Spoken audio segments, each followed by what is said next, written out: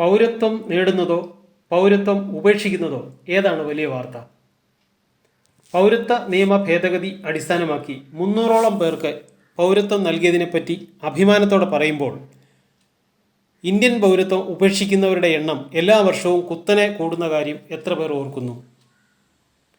2011 മുതൽ 2023 വരെ 12 വർഷത്തിനിടെ 18 ലക്ഷം പേർ ഇന്ത്യൻ പൗരത്വം ഉപേക്ഷിച്ചു. ഇത് ഇന്ത്യ ഗവൺമെൻറ്റിൻ്റെ ഔദ്യോഗിക കണക്കാണ്.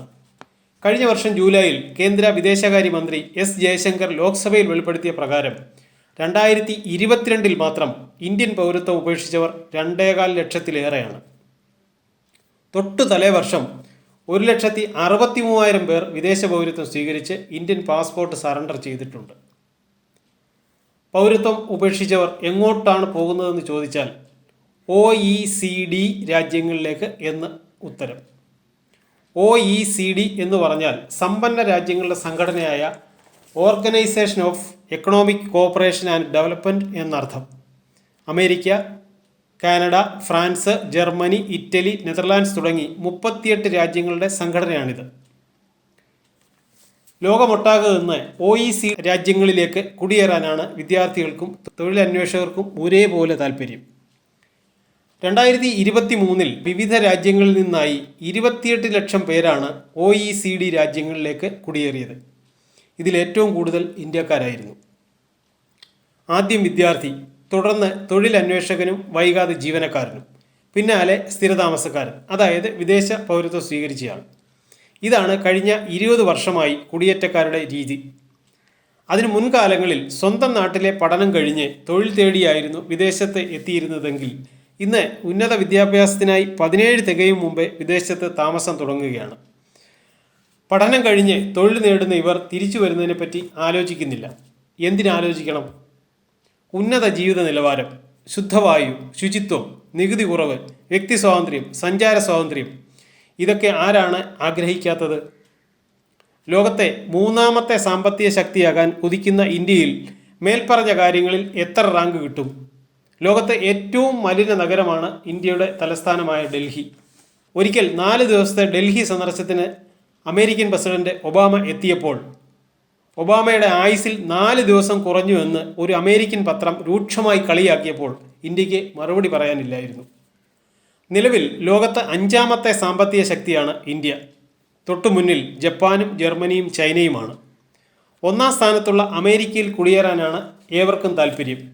2021 അമേരിക്കയിലേക്ക് കുടിയേറിയത് 56,000 ഇന്ത്യക്കാരാണ്. ലോക സാമ്പത്തിക റാങ്കിങ്ങിൽ 10ാമതാണ് കാനഡയെങ്കിലും അമേരിക്കയേക്കാൾ കൂടുതൽ ഇന്ത്യൻ കുടിയേറ്റം അങ്ങോട്ടാണ്. 2023 60,000 ഇന്ത്യക്കാരാണ് കനേഡിയൻ പൗരത്വം സ്വീകരിച്ചത്. കാനഡയുമായി നയതന്ത്ര ബന്ധം മോശമായപ്പോഴും കുടിയേറ്റത്തിൽ കാര്യമായ കുറവുണ്ടായിട്ടില്ല. ലോക്സഭയിൽ നൽകിയ കണക്ക് പ്രകാരം 2011 1,22,819 പേരാണ് വിദേശത്ത് കുടിയേറി ഇന്ത്യൻ പൗരത്വം ഉപേക്ഷിച്ചത്. 2013 അത് 1,31,000 ആയിരുന്നു. 2018 1,34,000 തൊട്ടടുത്ത വർഷം 1,44,000 കൂടി.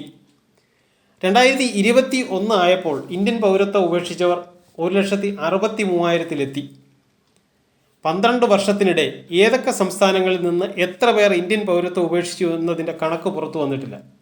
എന്നാൽ 2014 2022 ഇടയിൽ 8 വർഷം കൊണ്ട് 20,000 ഗുജറാത്തികൾ ഇന്ത്യൻ പൗരത്വം ഉപേക്ഷിച്ചതായി കണക്കുണ്ട്.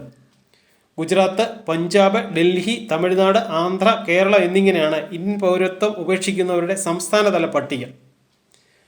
വിദേശത്ത് പോകുന്ന ഇന്ത്യൻ വിദ്യാർത്ഥികളിലും ഉദ്യോഗാർത്ഥികളിലും ഏറ്റവും കൂടുതൽ കേരളീയർ ഉള്ളതിനാൽ പൗരത്വം ഉപേക്ഷിക്കുന്നതിലും നമ്മൾ ഒട്ടും പിന്നിലാകാൻ വഴിയില്ല. 2018-2022 കാലത്ത് ഇന്ത്യൻ വിദ്യാർത്ഥികളുടെ ഏറ്റവും വലിയ കുടിയേറ്റം അമേരിക്കയിലേക്കായിരുന്നു. 3.25 ലക്ഷത്തോളം വിദ്യാർത്ഥികളാണ് അങ്ങോട്ട് പോയത്.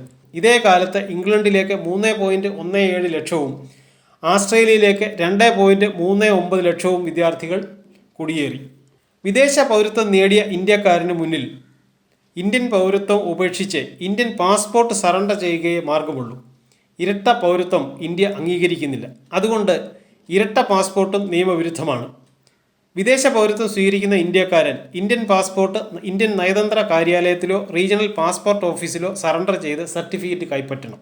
ഇത്രയൊക്കെ നൂലാമാലയുള്ള ഇന്ത്യൻ പാസ്പോർട്ടിന് ലോകത്ത് കാര്യമായ സ്ഥാനമൊന്നുമില്ല എന്നതാണ് മറ്റൊരു കാര്യം. ലോകത്ത് ഏറ്റവും ശക്തമായ പാസ്പോർട്ട് UAEയുടേതാണ്. തൊട്ടു പിന്നാലെ നിൽക്കുന്നത് അമേരിക്കൻ പാസ്പോർട്ടും. ഒരു പാസ്പോർട്ട് ഉപയോഗിച്ച് വിസ കൂടാതെ എത്ര രാജ്യങ്ങൾക്ക് പറക്കാനാകും എന്നതിനെ അടിസ്ഥാനമാക്കിയാണ് പാസ്പോർട്ടിൻ്റെ മൂല്യം തീരുമാനിക്കുന്നത്.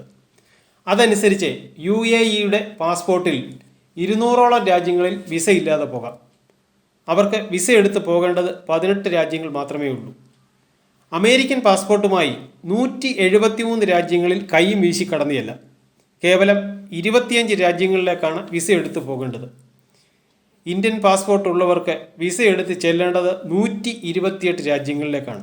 ലോകത്തെ ഏറ്റവും ശക്തമായ പാസ്പോർട്ടുകളുടെ പട്ടികയിൽ ഉഗാണ്ടയ്ക്ക് ഒപ്പം 70ാം സ്ഥാനത്താണ് ഇന്ത്യൻ പാസ്പോർട്ട് ക്യൂ നിൽക്കുന്നത്. ആർട്ടൺ ക്യാപിറ്റൽ പാസ്പോർട്ട് ഇൻഡെക്സ് പ്രകാരമാണിത്. ഏറ്റവും ശക്തമായ പാസ്പോർട്ട് എന്നും സ്ഥാനപ്പേരുള്ള UAE പാസ്പോർട്ട് അങ്ങനെയൊന്നും തരപ്പെടില്ല. UAE ഭരണാധികാരിയും കിരീടാവകാശിയും മന്ത്രിസഭയും ഒക്കെ അംഗീകാരം നൽകിയാലേ പാസ്പോർട്ട് കിട്ടും. അതായത് UAE പൗരത്വം ലഭിക്കാൻ ഇത്രയേറെ കഠിന കടമ്പകൾ ഉണ്ട് എന്നർത്ഥം.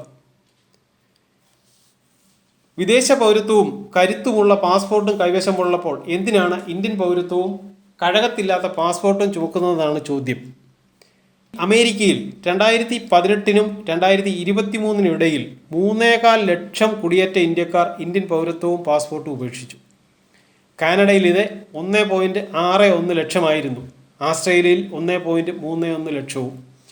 ഇംഗ്ലണ്ടിൽ കുടിയേറിയ 83,000 ഇന്ത്യക്കാരാണ് ഇക്കാലത്ത് പൗരത്വം ഉപേക്ഷിച്ചത്. Italy, Singapore, New Zealand, Netherland, Germany, Sweden തുടങ്ങിയ രാജ്യങ്ങളിലേക്കും ഇന്ത്യക്കാരുടെ വൻതോതിലുള്ള കുടിയേറ്റമുണ്ട്. അതാതിടങ്ങളിൽ പൗരത്വം കിട്ടുന്ന മുറയ്ക്ക് ഇന്ത്യൻ പൗരത്വം ഉപേക്ഷിച്ചുകൊണ്ടേയിരിക്കുന്നു. ഇതിനിടയിലാണ് ഇന്ത്യ തിരഞ്ഞുപിടിച്ച് അരിച്ചു പിറക്കി പൗരത്വം കൊടുക്കുന്നത്. ലോകത്തെ ഏറ്റവും ജനസംഖ്യയുള്ള രാജ്യമായ ഇന്ത്യയിൽ കുടിയേറ്റ നിയന്ത്രണവും ജനസംഖ്യാ നിയന്ത്രണവും ഭരണാധികാരികൾ ആലോചിക്കും. എന്നാൽ ഒരു ചോദ്യമുണ്ട്. ലോകത്തെ 3ാമത്തെ വൻ സാമ്പത്തിക ശക്തിയാകാൻ ഒരുങ്ങുന്ന ഇന്ത്യയിലേക്ക് എത്ര വിദേശ ഇന്ത്യക്കാർ തിരിച്ചു വന്ന് താമസം ഉറപ്പിക്കും?